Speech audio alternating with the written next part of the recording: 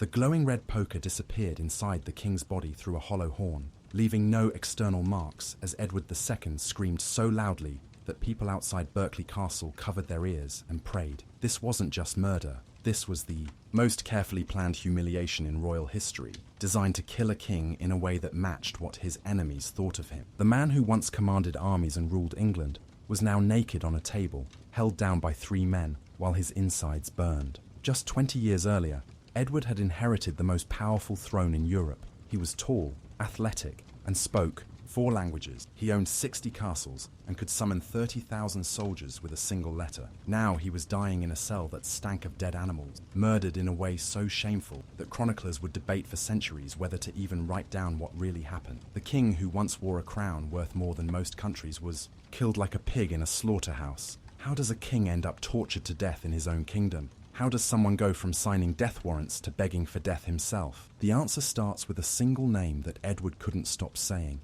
even as they prepared the poker: Piers Gaveston. Edward met Gaveston when he was 16, and the young knight was 17. Within 3 days, Edward gave him more gifts than most nobles received in a lifetime. By the end of the week, contemporary chroniclers noted that the prince was sharing his bed with the Gascon knight. But that wasn't even the worst part.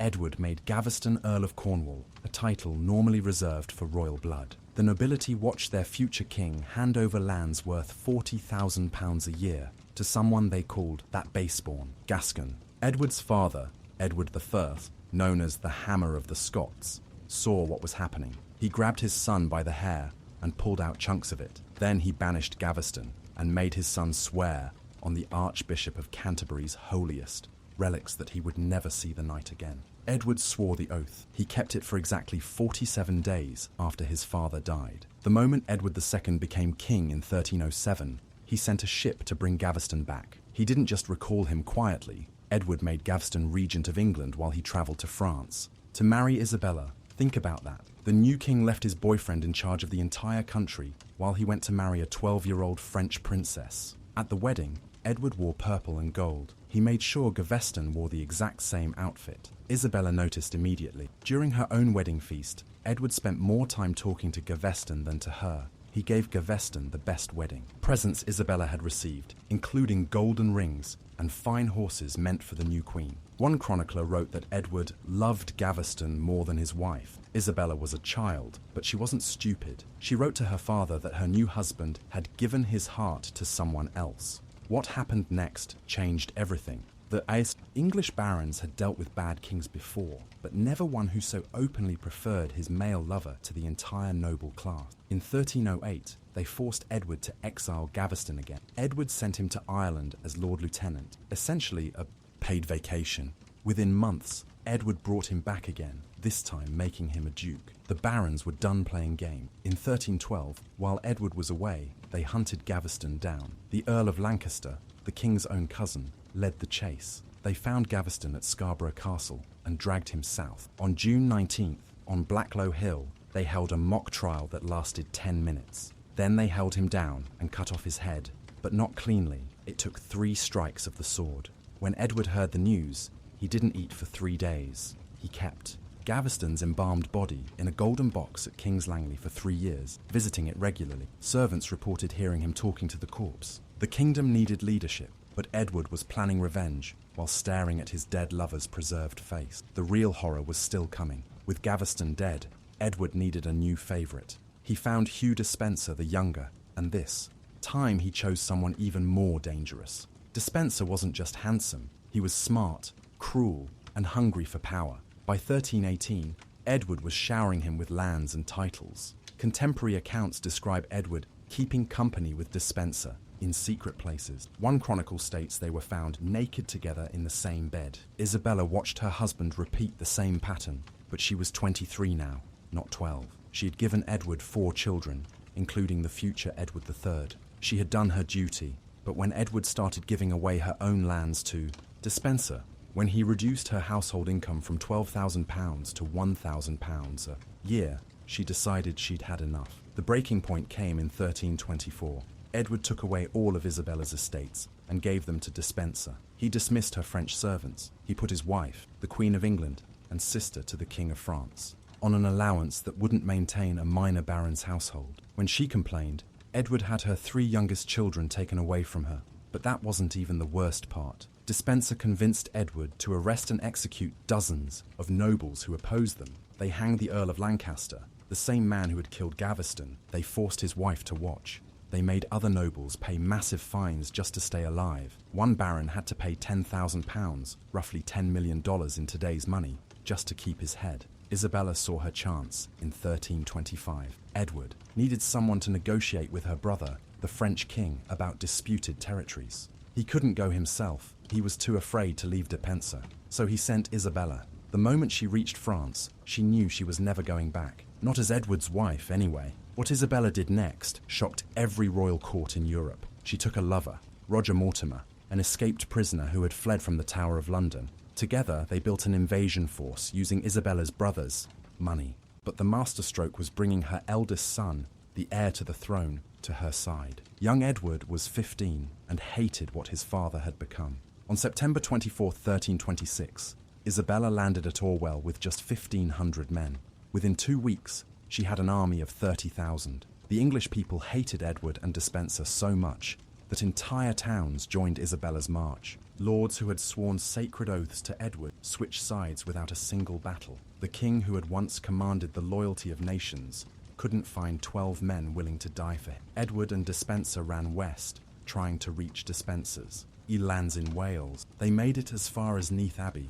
On November 16th, they were eating breakfast when soldiers surrounded the monastery. Edward was wearing a simple wool tunic. He'd left his royal robes behind. Despenser was dressed as a peasant. The king, who had spent £20,000 on a single feast, was captured with 4 coins in his pocket. Isabella made sure Despenser died first, and she made sure Edward watched. On November 24th, they dragged Despenser through the streets of Hereford. They hung him from a gallows 50 feet high enough for everyone to see. But they cut him down while he was still alive. Then they sliced off his penis and testicles and burned them in front of his face. He was still conscious when they opened his stomach and pulled out his intestine. Only after they cut out his heart did he finally die. They hacked his body into quarters and sent pieces to the 4 corners of the kingdom. Edward saw it all. The chroniclers say he didn't speak, didn't cry, didn't react. He just stared. Within hours, they moved him to Kenilworth Castle, then to Berkeley Castle in Gloucestershire.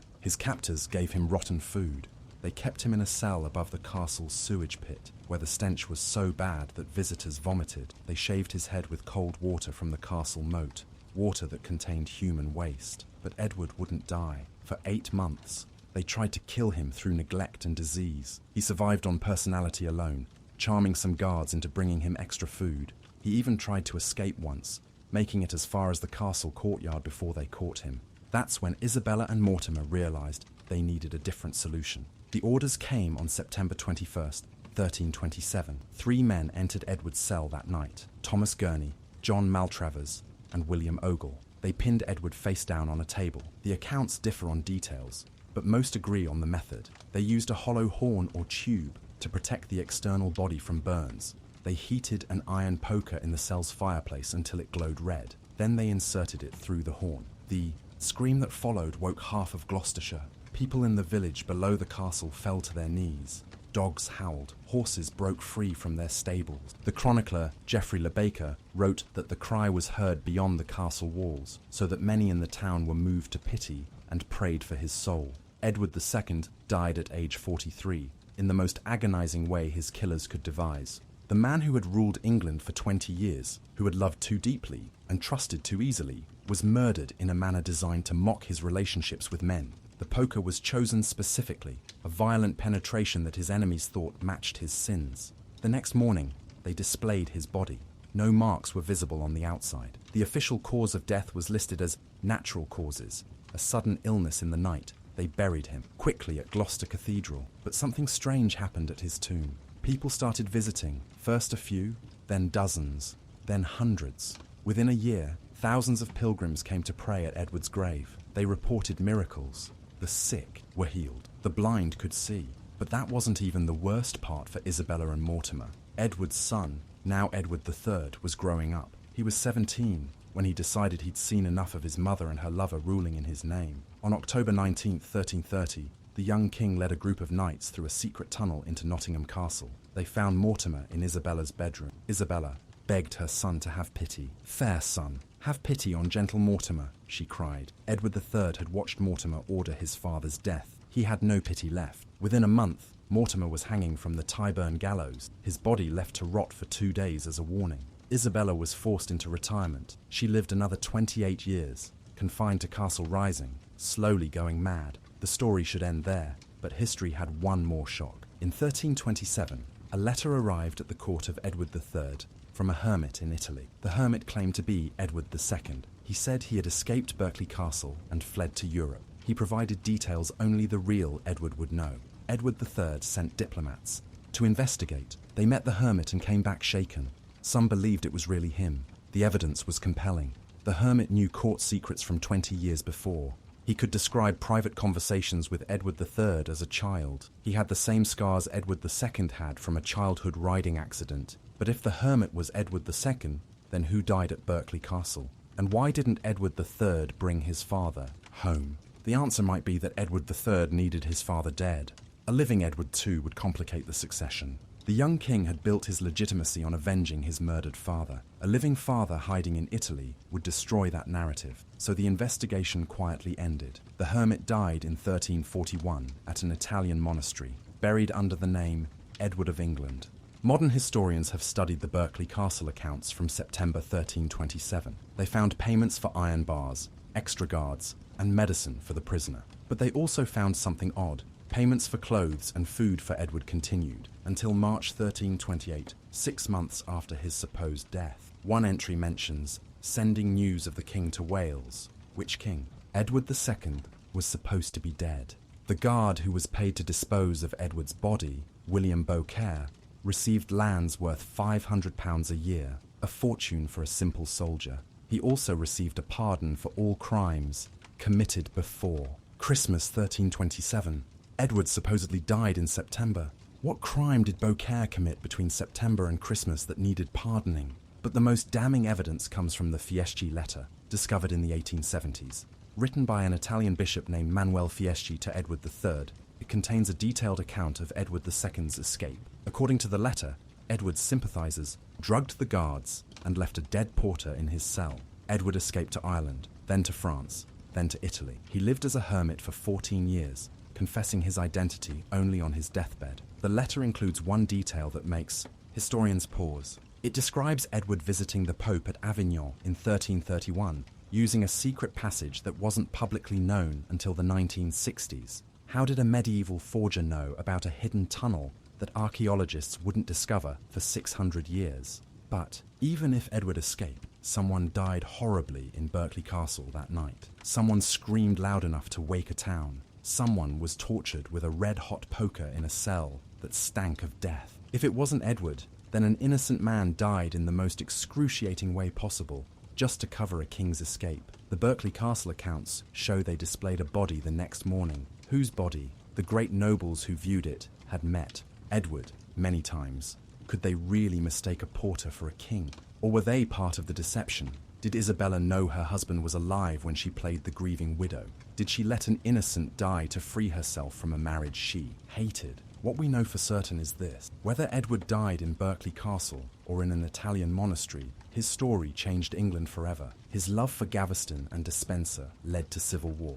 His weakness as a king strengthened Parliament. His murder, real or staged, gave his son the moral authority to become one of England's greatest warrior kings. Edward III would start the 100 Years' War and claim the throne of France, all while carrying the memory of his father's scream. The tomb at Gloucester Cathedral became one of medieval England's most popular pilgrimage sites. The offerings paid for a complete rebuild of the church. You can still visit Edward's elaborate monument today, a king carved in alabaster, peaceful in death as he never was in life. But locals say on quiet September nights, you can sometimes hear screaming from the direction of Berkeley Castle, carried on the wind across 600 years. The poker that killed a king, if it killed a king, was never found.